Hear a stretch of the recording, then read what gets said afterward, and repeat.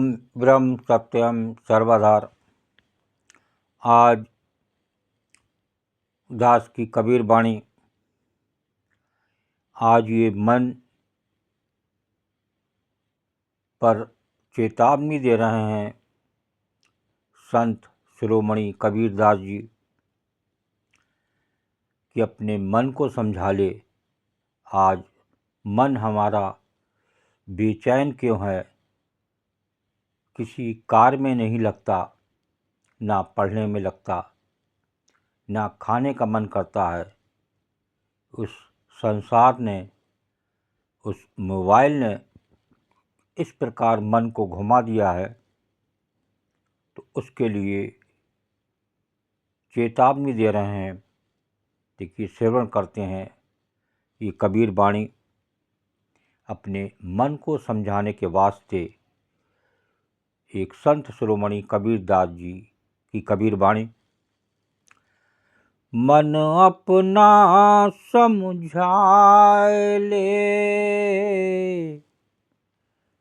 मन अपना समझाए ले, आया गाफिल हो,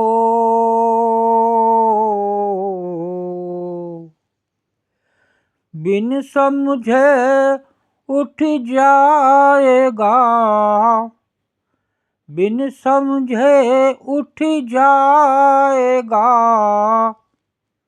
फोकट फेरा तो कबीरा, फोकट फेरा तो।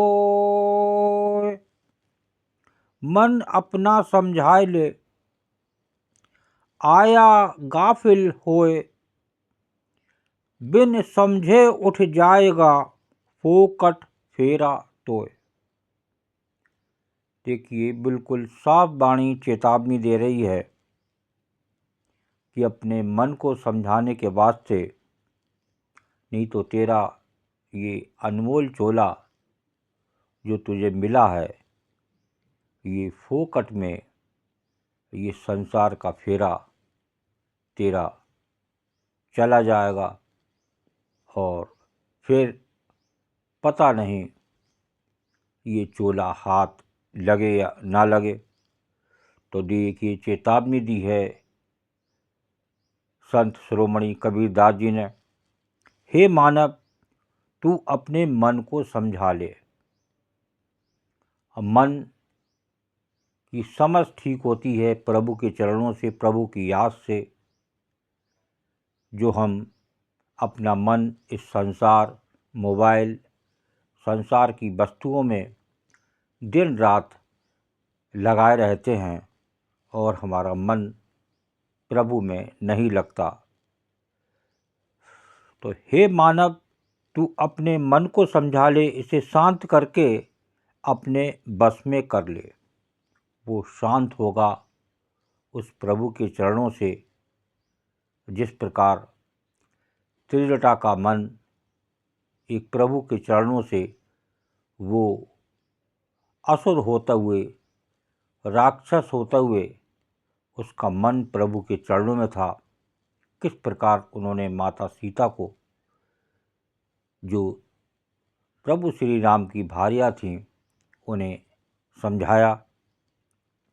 तो इस अनमोल मनुष्य जीवन को भूल भुलैया में मत डाल। ये फिर चेतावनी दी कि ये जो भूल भुलैया हैं संसार की, ये कुछ नहीं पता।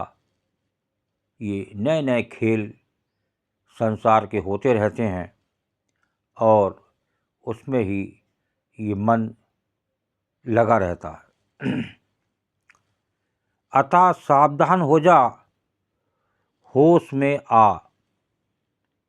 देखिए, कहाँ तक एक संत ने चेतावनी दी है कि सावधान हो जा और होश में आ, नहीं तो बिना भक्ति, ज्ञान व साधना के तू यूं ही संसार से विदा हो जाएगा। जो कारण यहाँ संसार में आया था, जन्म हुआ था, वो इस संसार के भोग विलास में, वस्तुओं में, मोबाइल में ही खो गया और उसका इस संसार से वो विदा हो गया और मनुष्य देह में आने का तेरा प्रयोजन व्यर्थ हो जाएगा। अगर प्रभु के चरणों में मन नहीं लगा तो फिर तीसरी चेतावनी एक ही कबीर वाणी में कि ये तेरा जो फेरा है मनुष्य देह में आने का तेरा प्रयोजन व्यर्थ हो जाएगा, ऐसा अवसर फिर मिलना कठिन है। फोकट फेरा तोय।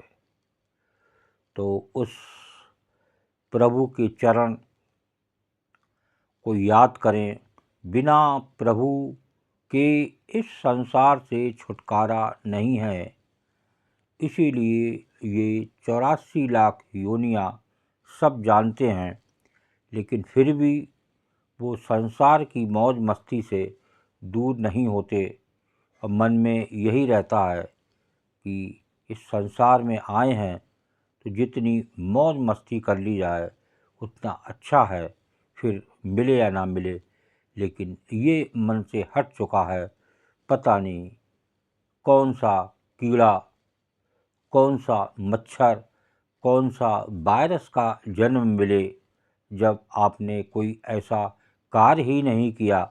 इस मानव देह में आने के बाद भी उस प्रभु को भूले बैठे हैं, तो उसका दंड यही है कि पता नहीं उस 84 लाख योनियों में कौन सी योनि आपको वो परमात्मा दे और आप बार बार उन गंदी योनियों में भटकते रहें और ये चोला फिर हाथ लगने वाला नहीं। 84 लाख योनि पर थोड़ा सा ध्यान दें, कितनी योनियाँ हो गईं और फिर ये जो आनंद आप आज ले रहे हैं ये क्षणिक आनंद है, लेकिन जो प्रभु का आनंद है वो स्थिर है, वो अस्थिर नहीं है। तो स्थिर आनंद में मन लगाएं जो हमेशा बने रहने वाला है, उस पर ध्यान दें। और एक संत शिरोमणि कबीरदास जी की जो चेतावनी थी उसको मन में स्वीकार करें और आगे से अपना जीवन अच्छा बनाएं।